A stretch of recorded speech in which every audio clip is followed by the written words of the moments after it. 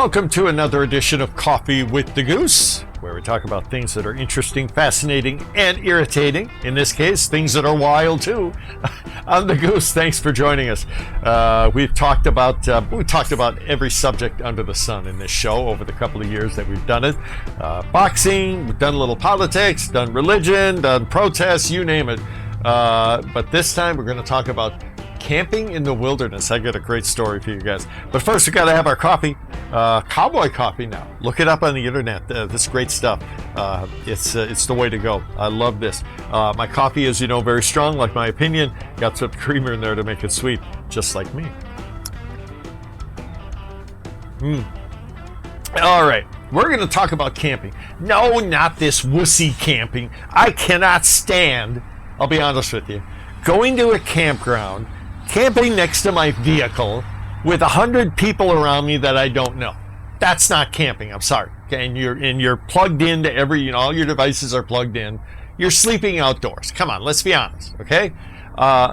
Once you go wilderness camping, and I'll explain what this is for those of you who don't know, you'll never want to go camping in a campground again. Okay. The place that I'm referring to is called the Boundary Waters Canoe Area Wilderness. It is a large swath of wilderness in the northeastern Minnesota, bordering on Canada. There's another huge park on the Canada side, and it is an amazing place. It's now when I say wilderness, I mean wilderness to the nth degree. You're not driving in there. You're not bringing a motorized boat in there, okay? Forget your cell phone. Forget any electronics, because there's no cell towers. There's nothing out there. It's the Garden of Eden. It's you and God and nature, and that's it. It sounds crazy, but it's not. It's not really at all. It's very peaceful, and it is very delightful, and I have enjoyed it immensely, and you would too. Now, I have, with friends, gone to the Boundary Waters, I think 12 times over the years. Had a great time, never had a bad experience, never had any tragedies. The three things you never want to happen have never happened with me. That is, getting lost. Don't want to get lost in the wilderness. You don't want to get hurt in the wilderness, not seriously. And you don't want to tip your canoe over and not have things tied down. You don't want those things to happen. And thank God none of those have happened. And I've enjoyed it. But here's what you need to do, okay? A little advice. If you want to go to the wilderness, you need to, and this is true with any great adventure, whether it be going to another country, visiting grandma, even camping in a campsite. It's the planning and the excitement about preparing and talking about, what if, what should we do? That's half the fun right there. But with wilderness camping, I'll give you a quick list. I may exclude one or two items, but here's what you got to have. You got to have a tent, okay? A good tent.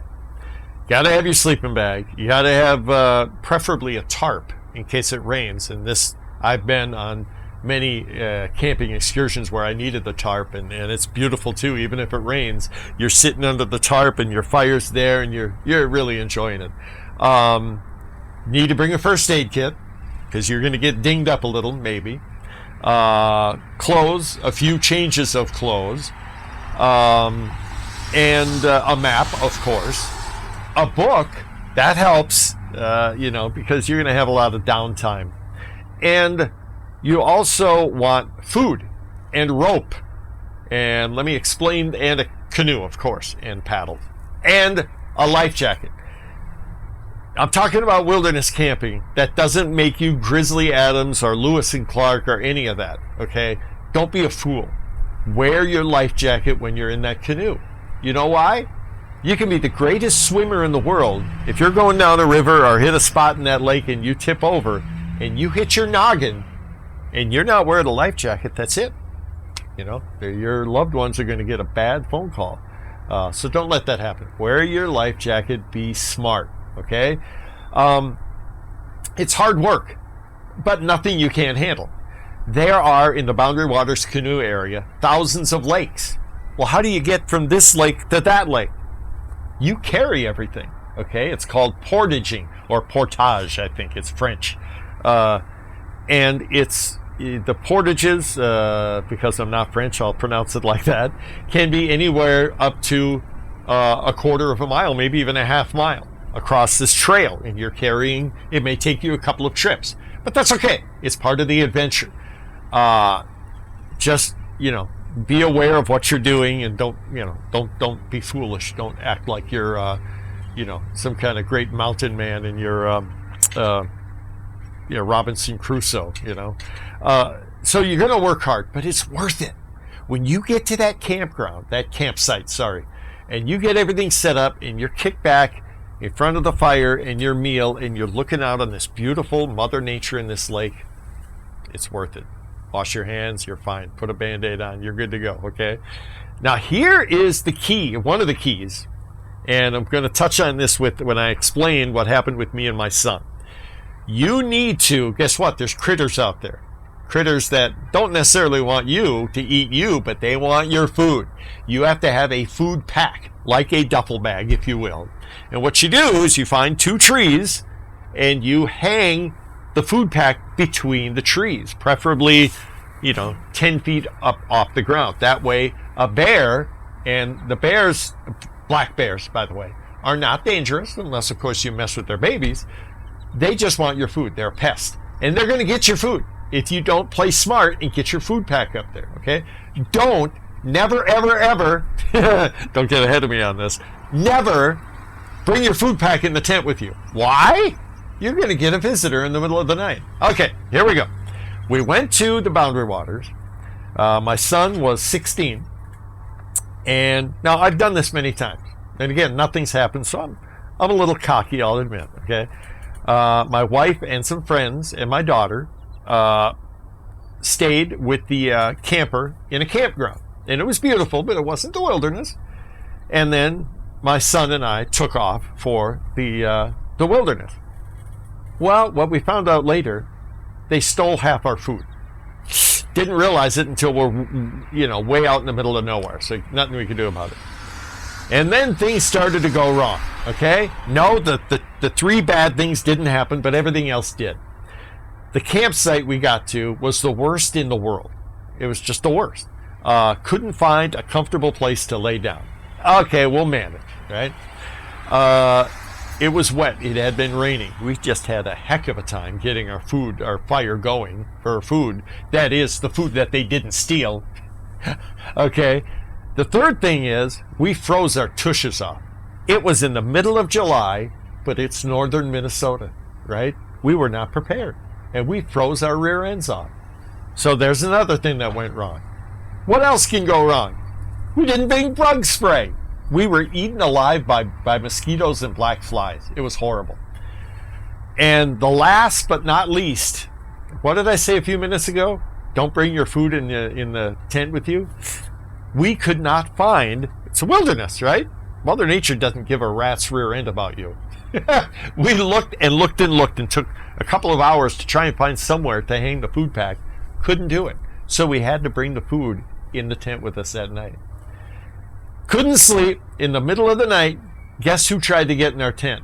A black bear. And no, I didn't see it, but here's how I knew it was a black bear. First of all, he's trying to stick his head. The food's right next to my head. And I could see the big bulge in the tent. And, hey,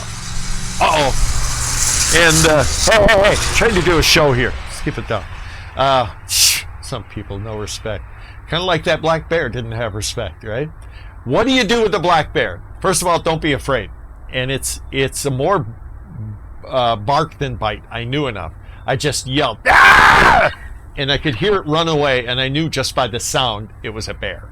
It wasn't a deer. Deer aren't running around in the middle of the night. It was a bear. And so we had a good laugh.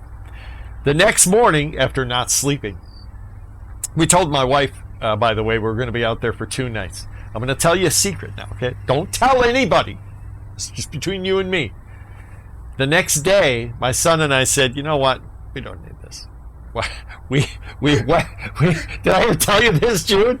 Real wilderness experts know enough when to stop, okay? We packed it up, went back to our Yukon, big monster vehicle. We drove back to the campsite where the girls were, and they have showers there, and we made sure we avoided. They didn't know we were there.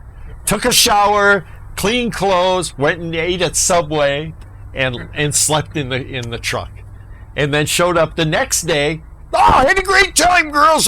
No problem. And they don't know. Don't tell them, okay? But anyhow, it was a great experience. My son, by the way, handled it better than I did. So hats off to you, John. You are the man. And he and I and my daughter, who's now 14, Cammie, she's convinced now she wants to do it too. So here, probably next month, hopefully it won't be as cold, we're going to go back to the Boundary Waters, and we're going to video this too. So we're going to bring you live, not live, but video proof that we were there, and hopefully, we won't have any lions and tigers and bears, oh my, or bugs. We'll play it safe. Anyhow, hope you enjoyed the show. Let me know what you think. Let me know about your camping experience. I'd love to hear about it. By the way, in the Boundary Waters, there are, I'm guessing on this, an educated guess, maybe 10,000 bears, and there are about 1,500 wolves, timber wolves.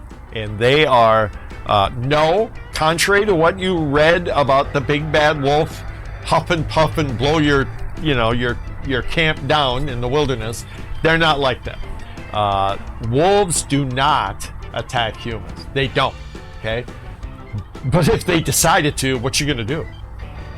Say a very quick prayer, because a wolf pack, whatever they want to eat, they're gonna eat.